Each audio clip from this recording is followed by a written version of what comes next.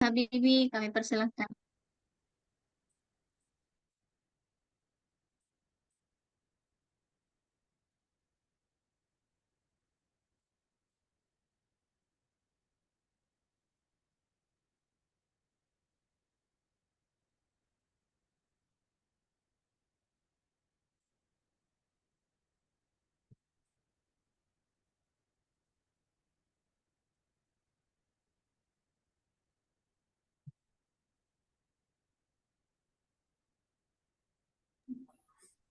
Baik, terima kasih atas kesempatan yang diberikan. Bismillahirrahmanirrahim. Assalamualaikum warahmatullahi wabarakatuh.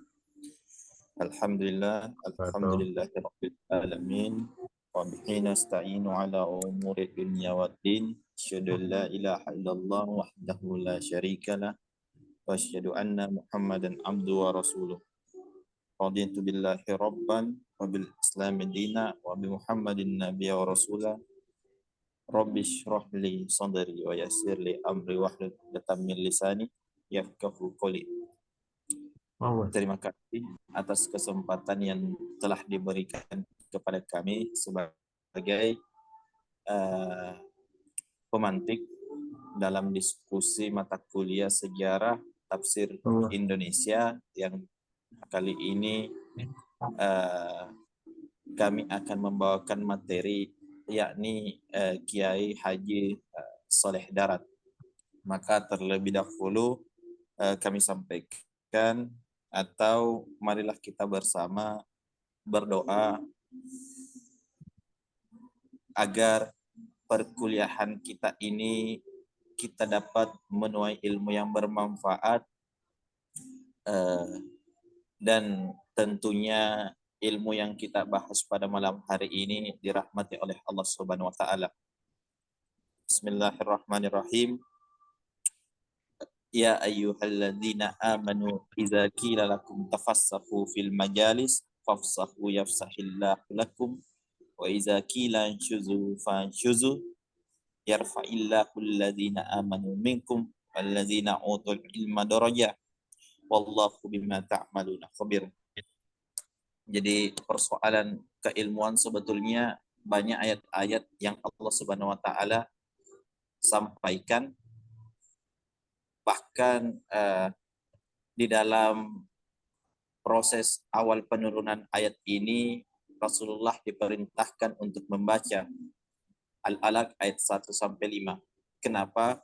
Karena dengan keilmuan kita dapat lebih mengetahui dan tentunya menguatkan hati apa yang kita yakini selama ini. Selanjutnya, marilah terlebih dahulu kita bacakan surah Al-Fatihah kepada Syekh Kiai Haji Soleh Darat. Semoga dengan membahas keilmuannya, ilmu yang telah beliau tulis, tentunya kita dapat menuai rahmat dari Allah dan semoga menjadi amal jariah ke depannya atau saat ini kepada beliau. Al-Fatihah. A'udzubillahi minasyaitonirrajim. Bismillahirrahmanirrahim. Alhamdulillahirabbil alamin arrahmanir rahim maliki yaumiddin iyyaka na'budu wa iyyaka nasta'in ihdinas siratal mustaqim siratal ladzina an'amta 'alaihim ghairil maghdubi 'alaihim waladdallin. Amin. Terima kasih. Selanjutnya kami akan sampaikan hasil tulisan kami terkait Kiai Haji Soleh Darat. Oke, dalam hal ini pendahuluan yang pertama ada latar belakang. Jadi dalam latar belakang ini kami sedikit sampaikan dari waktu ke waktu pada saat kita memasuki mata kuliah sejarah tafsir, kembali kami tegaskan bahwa sebetulnya terkait Al-Quran itu tersendiri atau penafsiran Al-Quran itu tidak terlepas dari proses Islamisasi yang ada di Nusantara. Salah satu bukti terkait penafsiran yang berkembang, yaitu ditemukan sebuah manuskrip di mana manuskrip itu berisi sebuah tafsir Al-Kahfi, yakni ditemukan pada abad ke-16. Ya, walaupun tidak diketahui siapa dan kapan ditemukan. Pada intinya penafsiran surah Al-Kahfi ini ada juga yang mengatakan, ada juga yang menemukan surah Yasin, tapi pada intinya ini ada sebelum karya terjemahan Al-Mustafid, karya Abdur Rauf As-Sinkili.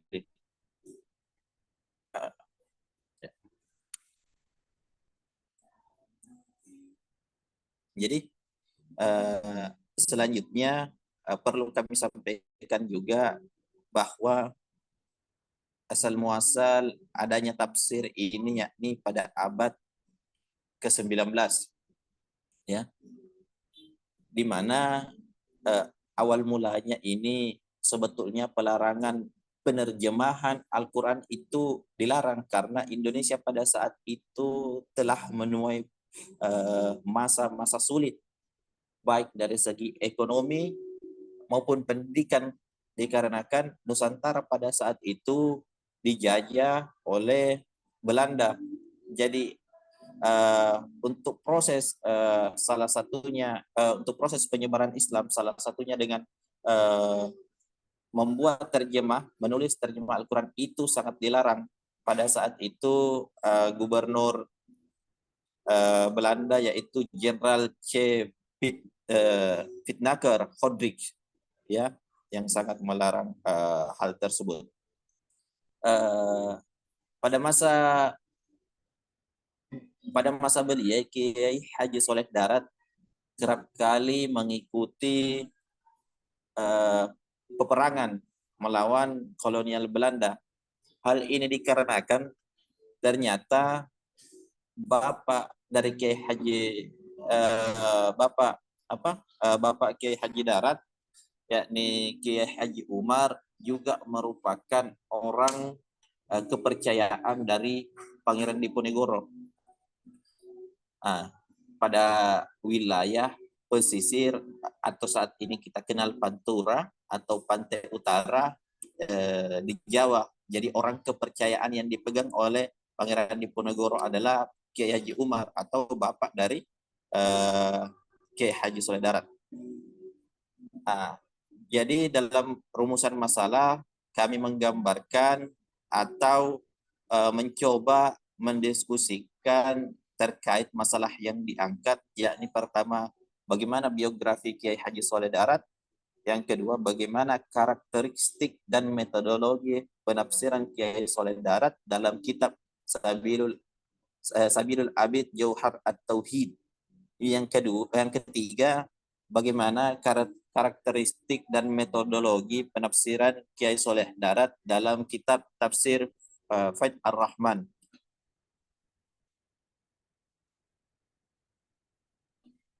Jadi bab kedua pembahasan, ya, Kiai Soleh Darat mempunyai nama lengkap yakni Muhammad Soleh bin Umar Al-Samarani bin Tasmin.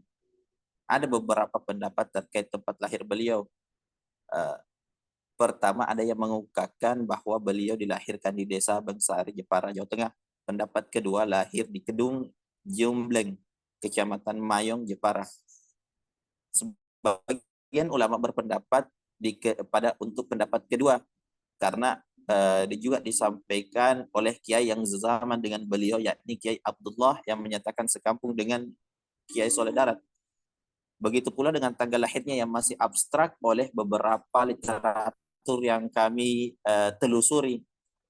Tetapi dari beberapa literatur yang kami telusuri justru menemukan tahun yang disepakati yakni 1820 Masehi, sementara untuk wafatnya, beliau wafat di usia ke-83 tahun pada tanggal 29 Ramadan 1321 Hijriah atau 18 Desember 1903 dan dikebumikan di Semarang. Sejak dini perlu disampaikan bahwa Kiai Soleh Darat merupakan seorang pejuang dalam Perang Jawa 1825 sampai 1830 yang saat itu dipimpin oleh Pangeran Diponegoro. Dalam mengarungi ilmu agama pada abad ke-19, Kiai Soleh Darat pertama kali diajar oleh ayahnya sendiri, yakni Kiai Umar, yang merupakan ulama yang ahli pada bidang bahasa Arab, fikih, dan hadis.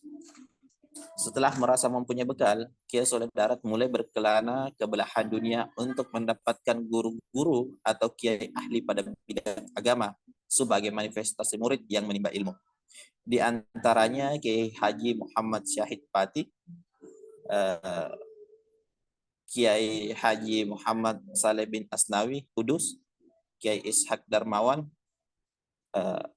Sayyid Ahmad Bafaki Ba'lawi, dan beberapa ulama yang lainnya. Kemudian itu di Nusantara. Selanjutnya kemudian merasa cukup dengan bekal untuk kembali mendalami ilmu agama, maka beliau melanjutkan menuntut ilmu ke Haramain, sehingga terdapat beberapa guru sesuai penulisan kami. Yang pertama Syekh Muhammad bin Sulaiman Hasballah, ahli dalam fikih dan nahu. Syekh Muhammad Al-Makri Al-Masri Al-Makki, ahli dalam ilmu akidah. Al-Allama Ahmad bin Nahrawi Al-Masri Al-Makki, ahli dalam tasawuf. Ada juga Syekh Jamal, ahli dalam bidang tafsir. Jadi sembari menimba ilmu, beliau menikah dengan Ummu Ibrahim dan dikaruniai seorang anak yang bernama Ibrahim. Dari sumber yang didapati, maka Kiai Soleh Darat sepulang ke tanah air kembali menikah dengan Siti Sofia dan dikaruniai oleh kedua orang anak, yakni Yahya dan Khalil. Pernikahan kedua ini didasari atas wafatnya istri pertama beliau. Dan dalam literatur bacaan juga didapati pernikahan ketiga beliau dengan Syarifah dan dikaruniai seorang anak saja, yakni bernama Siti Zahra. Jadi sampai saat ini juga kalau berbicara persoalan Syarifah, nasabnya yakni dikatakan tersambung kepada Nabi. Begitu pula dengan Syarifah yang dimaksud yang ada di sini. Jadi setelah ayahnya wafat di Mekah dan keilmuan yang dituntut oleh Kiai Soleh Darat bisa ditransformasikan sedikit demi sedikit ke masyarakat, maka Kiai Soleh Darat kembali ke tanah air. Jadi sebetulnya persoalan ilmu yang dapat ditransformasikan sebetulnya pada saat di Mekah, Kiai Soleh Darat sudah mendapati atau telah mengajar juga dari hasil pendidikannya beliau, sehingga adanya sertifikat yang melegalkan sebagai pengajar atau ahli dalam bidang agama. Nah, sehingga setelah itu kembali ke tanah air dan membuat sebuah pesantren dalam rangka mengajar dan lebih memperdalam ilmu agama kepada ulama-ulama lokal. Jadi kalau saat ini kalau kita berkunjung ke Jawa, ada pesantren yang memang dirisbahkan dengan pesantren darat, walaupun awal asal muasalnya ini pesantren tidak bernama. Jadi seperti ayat yang tadi kami sampaikan itu hanya berbentuk majelis-majelis begitu. Tapi lambat laun seiring berjalannya waktu, saking banyak juga murid dan santri yang belajar kepada beliau, banyak juga ulama yang berdiskusi kepada beliau, sehingga lahirlah itu pesantren. Salah satu muridnya yang berperan penting dengan inisiasi penulisan terjemahan Al-Quran oleh Kiai Soleh Darat, yakni pahlawan bangsa yang kita kenal dengan Raden Ajeng Kartini.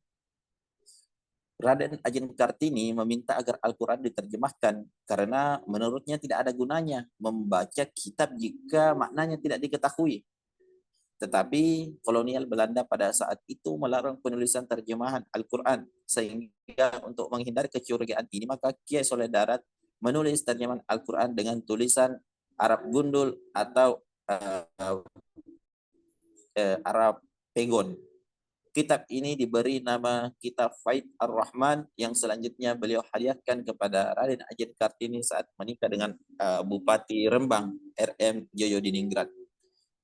Jadi ketika setiap tahun perayaan Hari Kartini, atau pada saat kita menimba ilmu sejak belia di sekolah dasar, ada karya Kartini, yakni habis gelap terbitlah terang, yang mungkin berbicara persoalan tidak jauh persoalan kebangsaan, tetapi ternyata Raden Ajeng Kartini sangat menyukai, pada saat dia sangat menyukai ilmu agama, dalam hal ini untuk memahami Al-Quran, pada saat dia mulai diajarkan persoalan terjemahan atau maksud yang terkandung di dalam surah Al-Fatihah. Nah, ini sampai saat ini tidak disampaikan kepada masyarakat luas, bahwa dalam penulisan Kiai Soleh Darat ini ternyata peran penting Raden Ajeng Kartini, karena beliau yang mengusulkan kepada Kiai Haji Soleh Darat untuk paling tidak menerjemahkan Al-Quran itu secara menyeluruh. Kalau dilihat dari Litbang Kemenag, di situ dikatakan bahwa terjemahan atau tafsir pertama yakni Faid Ar-Rahman, ya, bukan terjemahan Al-Mustafid. Bahkan di dalam Litbang Kemenak itu disampaikan kalau ini Faid Ar-Rahman merupakan, atau ditegaskan, merupakan usulan dari Raden Ajeng Kartini. Tujuan utama penafsiran Al-Quran yang dilakukan oleh Kiai Soleh Darat ke dalam bahasa Jawa agar masyarakat setempat dapat mengetahui maksud dari ayat Al-Quran, dikarenakan pada saat itu masyarakat tidak ada yang bisa berbahasa Arab, bahkan sangat kurang di antaranya yang ingin mengetahui maksud-maksud dari kandungan ayat Al-Quran. Dalam penafsiran yang menggunakan bahasa Jawa ini terdapat 3 aspek kandungan di dalamnya. Pertama, tata krama bahasa. Dalam bahasa Jawa memiliki perbedaan dalam hal usia, kedudukan, tingkat keakraban, bicara, serta pangkat. Jadi terdahulu kalau kita berbicara atau berdiskusi itu hanya boleh dengan sebaya kita. Contoh, misal saya bukan dari keluarga kebangsaan, jadi saya juga berbicara dengan orang lokal saja, berdiskusi dengan orang lokal saja. Apa plus minus dari hal ini? Ternyata ada beberapa bahasa yang digunakan di kelompok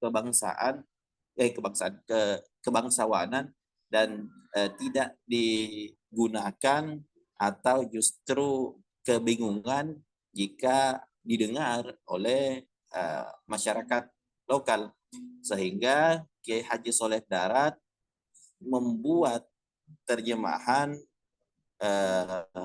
penafsiran menggunakan bahasa lokal supaya agar dapat dipahami oleh seluruh kalangan, artinya tanpa memandang kelas.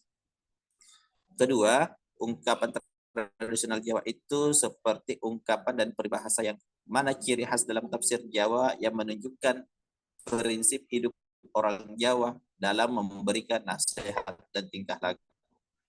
Ketiga, gambaran alam Jawa yang dimaksudkan sebagai ciri khas tafsir Jawa yang menggambarkan pandangan hidup Jawa. Sehingga dalam penafsiran ini menggambarkan adanya kesesuaian penulis dengan pembaca terhadap kultur Jawa. Dapat disimpulkan bahwa Kiai Soleh Darat berperan penting dalam Islamisasi di Pulau Jawa karena beliau dapat mengejawantahkan dakwah Islam dengan dakwahnya secara lisan dan komunikatif. Artinya masyarakat mudah memahami maksud kandungan Al-Quran yang disampaikan oleh Kiai Soleh Darat.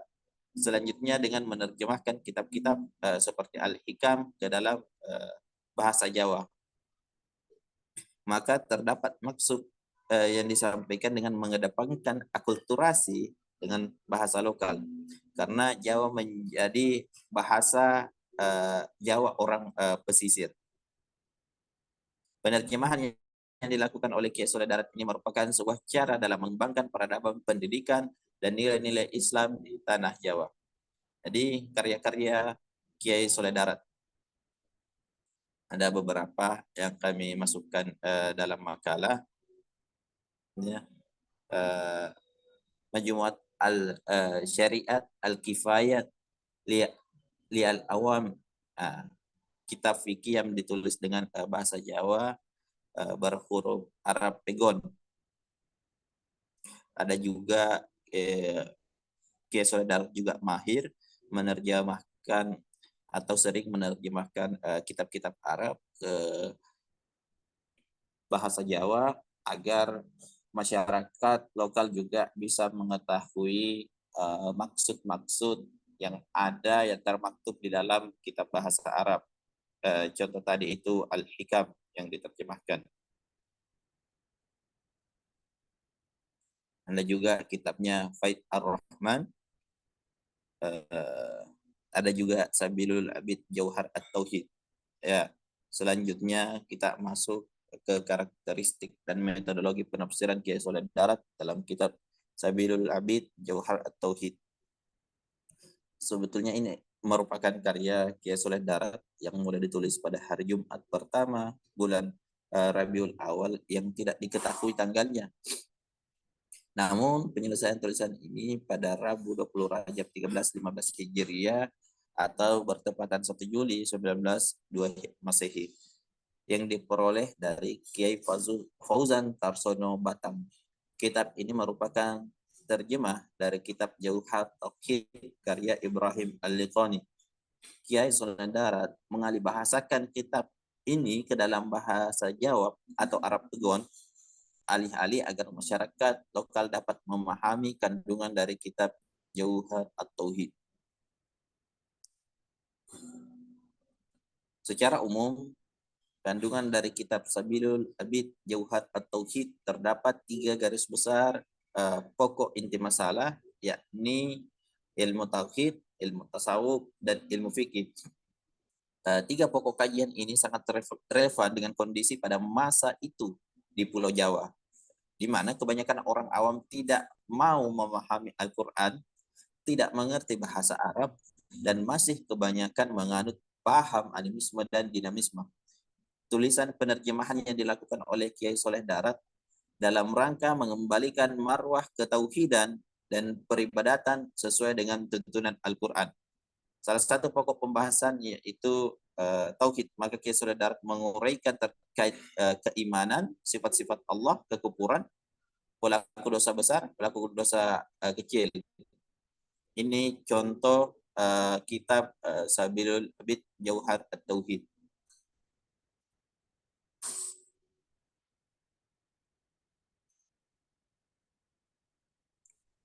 Nah, sementara dalam penafsiran Al-Quran yang dilakukan oleh Kiai Soleh Darat, ini ada Quran surah Al-Baqarah ayat 7. Bismillahirrahmanirrahim. Khatamallahu ala qulubihim wa ala sam'ihim wa ala absarihim gishawa wa lahum azabun azim. Jadi beliau menerjemahkan dengan bahasa Jawa seperti ini. Ini kami juga sampaikan terjemahnya secara tekstual. Kami juga di sini sampaikan sedikit terkait terjemah menurut Kementerian Agama. Setelah melihat dari 2 terjemahan Quran Surah Al-Baqarah ayat 7, maka terdapat perbedaan terjemahan yang disampaikan oleh Kiai Soleh Darat dengan terjemahan Kementerian Agama yang saat ini menjadi pedoman untuk umat muslim di Indonesia. terjemahan yang disampaikan oleh Kiai Soleh Darat lebih rinci yang dimaksudkan Allah terhadap orang kafir. Sementara yang disampaikan oleh terjemahan Kemenak lebih ringkas dan menekankan terhadap konsekuensi orang-orang kafir. Sehingga dengan terjemahan yang disampaikan oleh Kiai Soleh Darat tersampainya tujuan agar masyarakat lokal dapat memahami pedoman-pedoman agama. Dalam karya Kiai Soleh Darat disampaikan melalui bahasa Jawa, maka terdapat perbedaan pendidikan di pantai utara Tanah Jawa. Walaupun tidak menyebutkan secara eksplisit tentang pendidikan maupun peradaban, tetapi Kiai Soleh Darat menggunakan istilah murid, santri, salik, dan tolabul ilmi. Seperti di dalam kitabnya ada yang terkandung atau ada yang termaktub berbahasa Jawa sebagai berikut. Menurut Kiai Soleh Darat, untuk berilmu harus dibarengi dengan niat yang baik serta menjauhkan hati dan akhlak dari yang tercela yang dapat menghiasi seorang salik atau seorang penuntut ilmu. Maka setiap penuntut ilmu harus mempunyai etika dalam proses pendidikannya sehingga dapat memperoleh ilmu yang bermanfaat.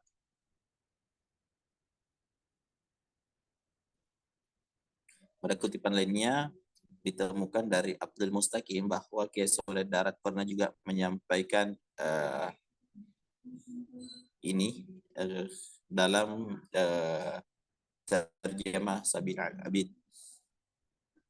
Jadi yang dinamakan ilmu yang bermanfaat yang bisa dibawa mati. Nah, jadi ilmu yang bermanfaat adalah ilmu yang bisa dibawa mati. Jadi bukan berarti harus bahasa Arab. Karena beberapa penafsiran Al-Quran itu justru ada yang didapati tidak menggunakan bahasa Arab, tapi ada yang menggunakan bahasa Persia, ada yang menggunakan bahasa Turki, ada juga yang menggunakan bahasa Al-Asbahani. Selanjutnya di sini sebetulnya banyak sekali karya Kiai Haji Soleh Darat, tetapi kami di sini secara umum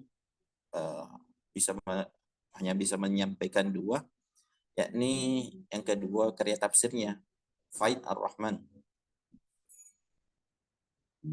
Sebetulnya pada zaman kolonial Belanda sangat melarang perkembangan Islam. Salah satunya dengan bentuk pelarangan tersebut yakni pelarangan menerjemahkan Al-Quran. Namun sebagai bentuk perlawanan kepada penjajah, Kiai Soleh Darat tetap kekeh dalam menyebarkan syiar Islam melalui tulisannya sehingga lahirnya kitab tafsir Faid Ar-Rahman fi terjemah tafsir Kalam Malik Al-Adyan atau limpahan rahmat Allah dalam menerjemahkan tafsir firman Allah dan merupakan penguasa hari pembalasan. Kitab ini merupakan hasil karya Kiai Soleh Darat menggunakan bahasa aksara Pegon. Beliau memulai menulis kitab ini pada 20 Rajab 1309 Hijriah dan selesai pada tanggal 7 Muharram 1311 Hijriah atau 1893 atau sampai 94 Masehi. Yang selanjutnya dicetak pertama kali di Singapura pada 29 Jumadil Akhir tahun 1311 Hijriah atau 1894 Masehi oleh penerbit Muhammad Amin. Perlu disampaikan bahwa kitab tafsir ini tidak kompleks 30 juz. Namun tafsir ini hanya terdiri 2 jilid. Jilid pertama Quran surah Al-Fatihah sampai Quran surah Al-Baqarah terdiri atas 578 halaman, sedangkan pada jilid kedua terdapat Quran surah Ali Imran sampai Quran surah An-Nisa yang terdiri sebanyak 705 halaman. Seluruh jilid ini telah diterbitkan oleh penerbit Al-Muhammadiyah Singapura pada tahun 1309-1312 Hijriah. Dalam sistematika dan metode penulisan tafsir ini menggunakan teori-teori tafsir pada umumnya seperti sistematika mushafi atau penyusunan berkesesuaian dengan surah yang ada dalam Al-Quran. Sementara metode penafsiran Al-Quran pada kitab ini menggunakan metode tahlili. Ini salah satu penafsirannya.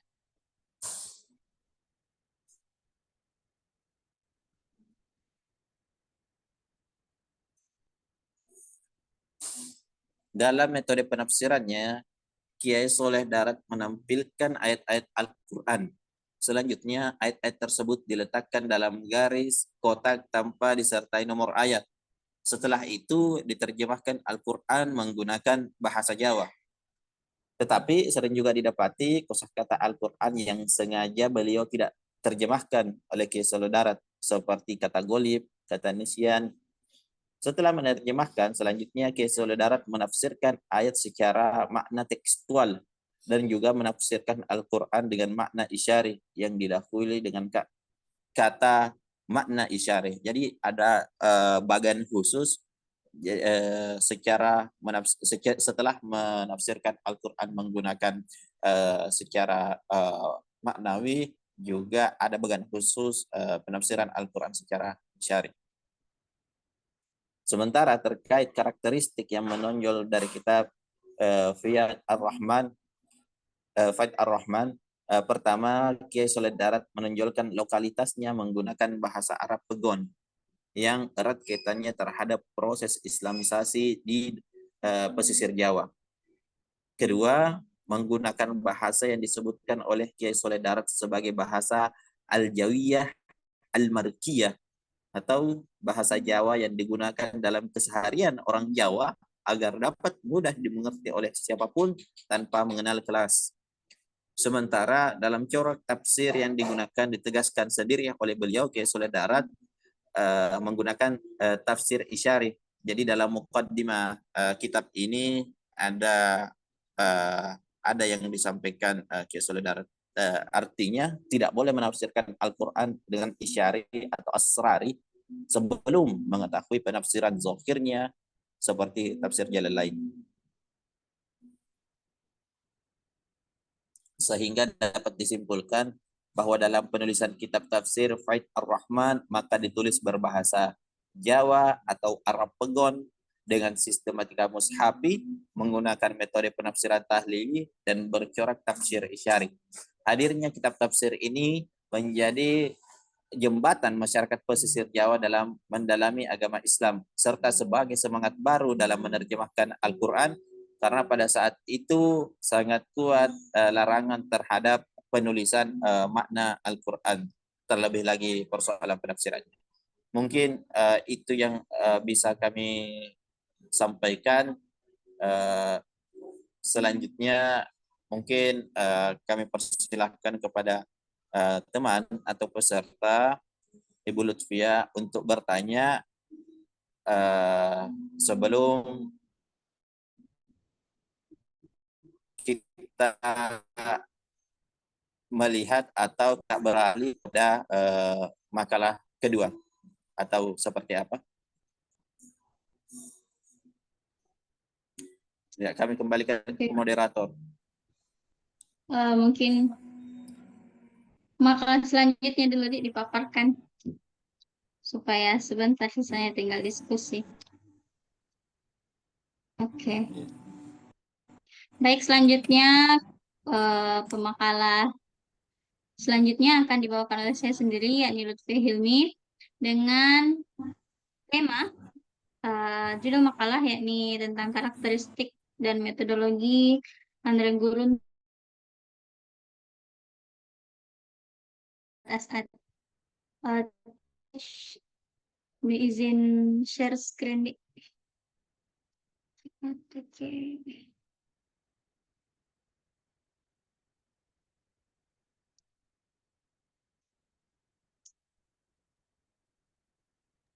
Silakan.